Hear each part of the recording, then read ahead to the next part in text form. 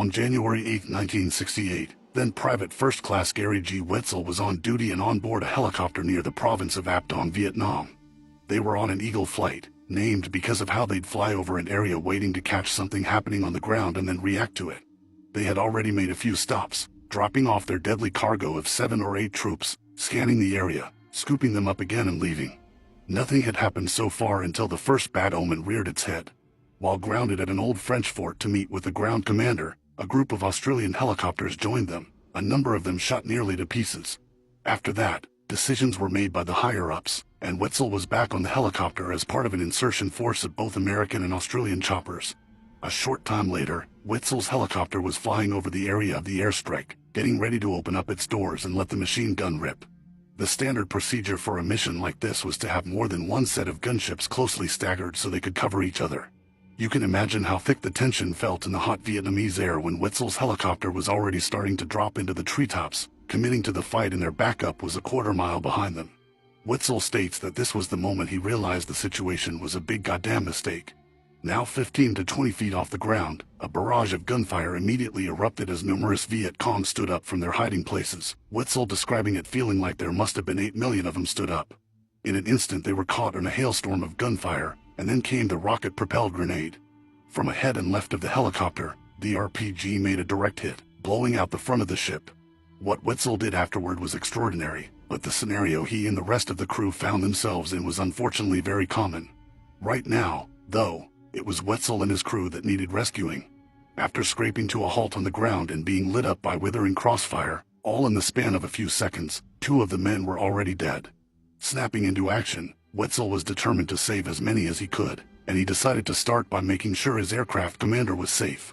When he threw open the door separating them, his commander was in terrible shape, but alive.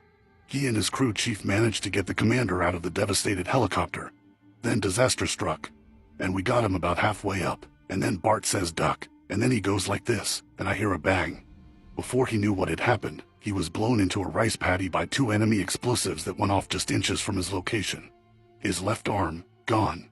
Severe wounds in his right arm, chest, and left leg. Profuse bleeding. War is hell, and Wetzel was in the 9th circle of it. Despite all of this, he had no chance for hesitation. Looking over his left side, he spotted a VC gripping another grenade, his body betraying his intention to toss it right at Wetzel.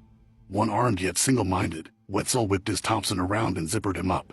The stunned VC fell back, his explosive going off and killing multiple hostiles clustered around him. More explosives went off. It was a spectacular, chaotic light show of lethality. It's like July 4th, but it's on the ground. And you don't get to see the colors, you don't get to say ooh and ah, you just shit in your pants. Wetzel and another man raced to their aircraft commander and put tourniquets on his legs, staunching the flow of blood. At that moment, Bart, the other conscious man, warned Wetzel that the Vietnamese were flooding the area and killing the wounded. Knowing his limits, knowing he couldn't take them all with brute force, Wetzel and the 2 other men opted to feign death. They certainly looked the part. Wetzel was missing an arm and sprawled out in muddy water, Bart with holes in his head and missing part of his jaw from shrapnel, the aircraft commander being so close to the light at the end of the tunnel he just rolled over. Wetzel heard footfalls, a boot stomped down in front of him, his one eye peeking out of the muddy water being the only sense he had of his surroundings. He's just waiting for the shot to come, making his peace, thinking the VC should just get it over with.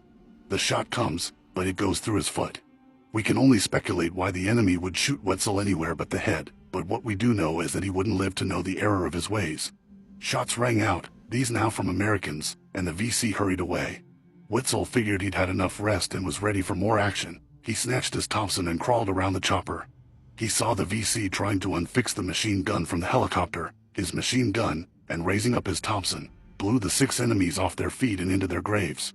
Wetzel returned to his aircraft commander, who said one of the hardest things a man can hear, to tell his wife he loves her.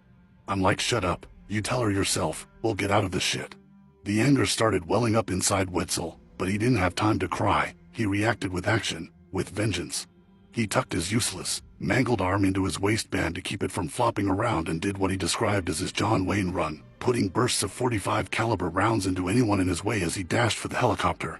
He took some shrapnel in the leg and went down on one knee, and the next thing he remembers was having miraculously staggered back to his original position in the helicopter's gunwale.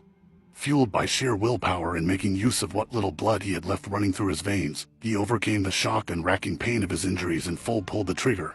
At that moment his machine gun was the only weapon being used effectively against the enemy. Wetzel remained in place, pouring bullets onto the enemy weapons emplacement until they stopped firing back. There was no time to stop. Refusing to tend to his own grievous wounds, he attempted to return to the aid of his aircraft commander. Unfortunately, the body has its limits, and Wetzel's was long past the breaking point. Massive blood loss left him passed out on the ground. But not for long. Regaining consciousness, he snapped back into doing what he believed to be his duty, dragging himself to the aid of his fellow crewmen. After agonizing effort, he came to the side of the crew chief who was attempting to drag the wounded aircraft commander to a nearby dike, the safest place they could find. Amid all this, Wetzel passed out again, and again he pulled himself up to his feet, unwavering in his devotion to his brothers. He continued on, grabbing other wounded soldiers and pulling them across the rice paddy. It would be more than 10 hours before reinforcements would begin to evacuate the wounded. Wetzel survived, but his left arm had to be amputated. After 6 months in the hospital, he made his transition back into civilian life. While working as an expediter in Wisconsin sometime later, he had some unusual guests show up to his workplace.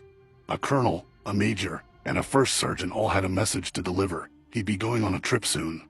At the time Wetzel brushed it off. He'd already gotten some medals and didn't think this request was for anything important. After 2 weeks of prodding by the officers, he relented and agreed to the trip. That flight ended up taking him to the White House to receive the Medal of Honor from President Lyndon Johnson. When asked what the medal meant to him, Wetzel replied, "When I was in the Tokyo hospital, where the doctors took out more than 400 stitches, some of the guys I pulled out who were recovering from their wounds found out I was there. They would walk up to my bed and ask, 'Are you Gary Wetzel?' And I'd say, 'Yeah,' and they would pull out pictures of their wives, kids, or girlfriends and say, 'Hey, man, because of you, this is what I've got to go back to.' Wetzel would reply, 'I'm not Superman. I was just a guy doing his job.'